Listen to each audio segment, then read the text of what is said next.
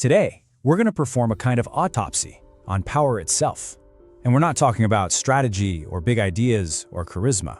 No, we're going to isolate a single hidden mechanism, one that operates completely beneath your conscious awareness, a tool of influence so fundamental it can completely bypass your logic. Just let that sink in for a second.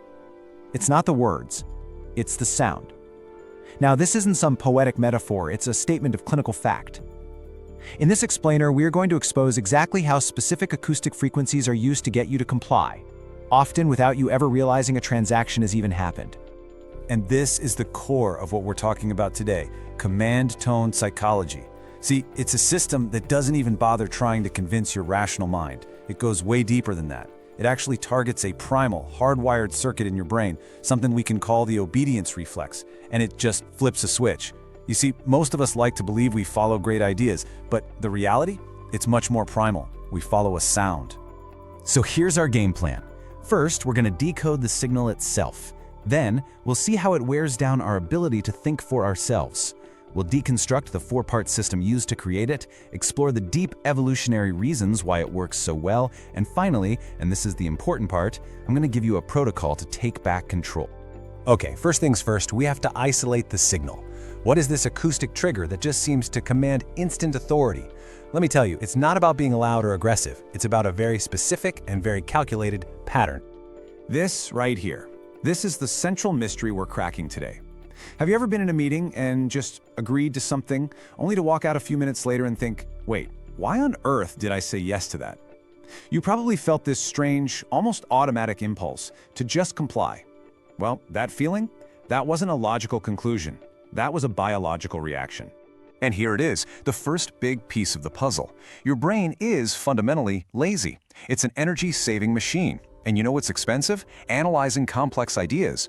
So over millions of years, it's developed these little shortcuts. And one of the most powerful shortcuts is this.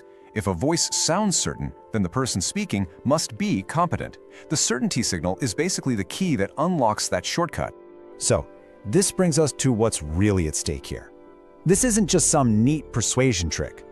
When someone effectively uses the certainty signal, they begin to dismantle your most valuable asset, your cognitive sovereignty, your very ability to think for yourself. Okay, here's the leverage point. It's called the cognitive bypass. The second your brain hears that signal of certainty, it does a quick cost-benefit analysis, and it decides, you know what, it's cheaper to just trust this signal and comply than it is to do the hard work of thinking critically. It's a total surrender of your executive function, and it's all triggered by a simple sound wave. And this is where the trap closes. You become so mesmerized by how the message is delivered that you completely forget to check the content of the message. You're basically following the music, not reading the map. And over time, this can create a state of learned helplessness, where even thinking about disagreeing feels difficult, awkward, and just not worth the effort. I want you to think about it like a tuning fork. A person with a command tone doesn't just talk at you, they vibrate at a certain frequency. And your own nervous system, completely unconsciously, starts to match that frequency. This is the exact moment control shifts. It's not persuasion anymore, it's physiological attunement. So you might be wondering, how is this signal actually made? Well, it's not magic, it's mechanics. The command tone is built on a four-phase system. It's a self-reinforcing loop, and it's designed specifically to establish and maintain acoustic dominance. These are the four pillars. Each one is absolutely critical for signaling certainty and shutting down any kind of disagreement. The pitch anchor sets a baseline of calm authority. The descending terminal makes the statement sound final. The filler vacuum removes any hint of doubt. And the strategic pause, well, that creates pressure to comply. Let's break them down. Let's start with the most powerful and, honestly, the most obvious component. Phase 2, the descending terminal. This is all about what your voice does at the end of a sentence. Listen to the difference. Upspeak sounds like this. We're going to move forward with this plan? You hear that? That upward lift? It turns it into a question. It sounds uncertain. It invites people to chime in. But the descending terminal sounds like this. We're going to move forward with this plan.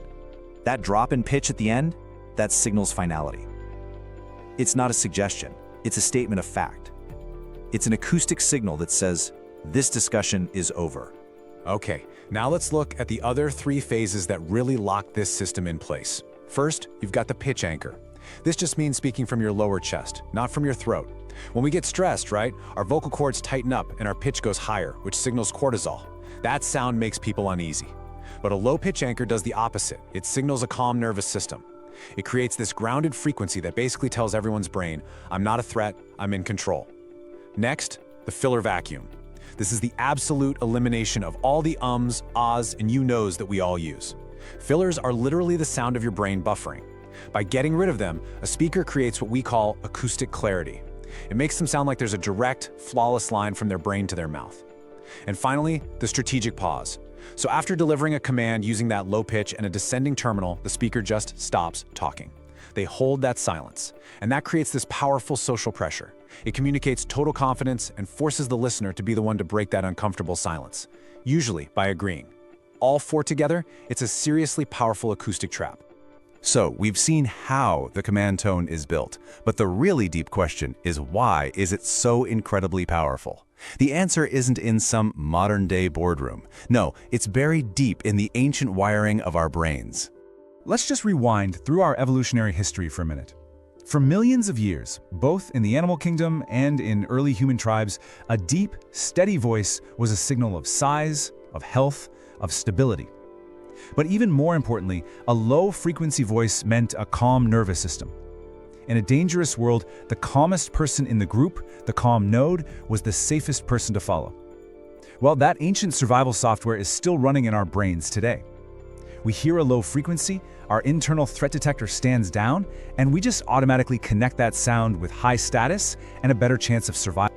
And this primal instinct is then basically weaponized by people who know what they're doing, using a few well-known cognitive biases. The halo effect kicks in. Because they sound so confident, we just assume they're also competent and smart and trustworthy. We fall right into the confidence trap, thinking that someone who sounds like they have a map must actually have a good one. And when they speak with no inflection, we mistake that for objectivity, making their opinions sound like an undeniable fact. All right, so we've diagnosed the mechanism. Now let's talk about the countermeasure. How do you actually defend your mind against this kind of acoustic influence? The key is to shift from being a passive listener to an active auditor of everything you hear. Here's a simple 3-step protocol you can use. First, cognitive reappraisal. The second you feel that little tug of automatic agreement, you just internally label what you're hearing. You say to yourself, that's a descending terminal. That's a pitch anchor. Just by naming the tactic, you engage your rational mind, your prefrontal cortex, and it helps break the spell. Okay, so for step 2, let's do a quick little test. Imagine a leader says this to you, with all that vocal weight and certainty we've been talking about. We are moving forward with this plan. It feels heavy, doesn't it? Final, authoritative.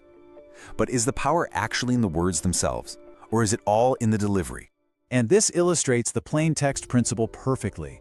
Look at the exact same words, but now they're stripped of all that vocal authority. Suddenly, they don't seem nearly as powerful, do they? So this is the exercise. Whenever you hear something like this, mentally type out what the person is saying on a plain white page. If the argument looks weak in plain text, then its power was never in the logic to begin with. It was all in the frequency. Now, there's a really crucial point to be made here about using this ethically. If you're a leader, your goal should never be to use these tools to shut down your team's thinking. It's to use what we call calm resonance. Your vocal stability shouldn't be a weapon to force compliance, but a signal of psychological safety. You want to create an environment where other people feel secure enough to actually use their voices and challenge your ideas. All right, we have deconstructed the signal. We've looked at the psychology, and we've talked about the defense. Now let's pull all of this together into one final master insight, the single biggest takeaway from this whole analysis. So here's the bottom line. In the real world, the fight for leadership often isn't a battle of ideas at all. It's a battle of perceived certainty. We are biologically wired to follow the calmest person in the room, the one who signals with their voice that they aren't stressed, that they're in control, and that they know the way forward. If you find yourself following a voice instead of a vision, you're not really being led, you're just being tuned. Ultimately, it all comes down to this. Awareness is the thing that makes this whole system collapse. Once you can actually hear the frequency for what it is, you're no longer controlled by it. You can audit the sound, analyze the logic, and take back your cognitive sovereignty. Because in the end, the person who controls the frequency controls the followers.